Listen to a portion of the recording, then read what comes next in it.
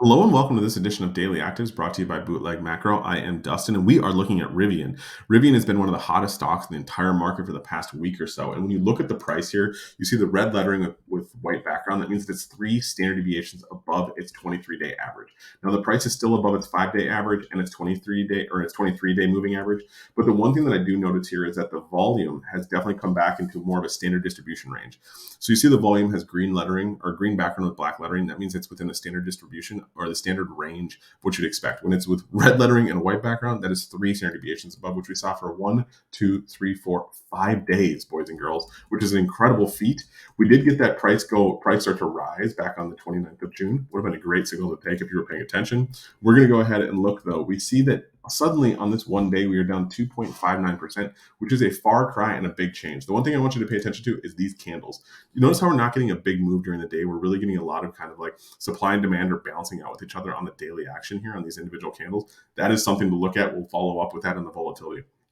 Now we're looking at the go longs here for the signal. This is the short term, intermediate term, and longer term. We've got go longs across the board.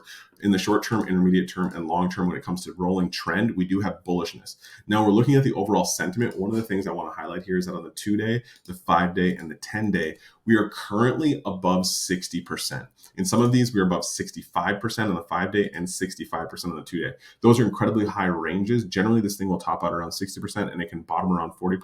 So when you get in the mid 60s, you know you are probably overbought. We see a little bit more up close look at this chart. We can see the past 2 days, we've really gone nowhere. We've opened, we've closed, but we've had a lot of fun in between. I'm not going to really highlight these things except for pointing out how the volume is clearly falling. The thing I want to highlight here is this volatility. You see how the volatility has been rising. The red bar is the volatility, the blue bar is the price correlation. The volatility has been rising aggressively and the price correlation has been rising aggressively. When you get high volatility and high price correlation, you should expect big moves in the stock. And if there aren't big moves happening in the stock on a daily basis, like what we've been seeing, then it gives you an indication that things may be changing.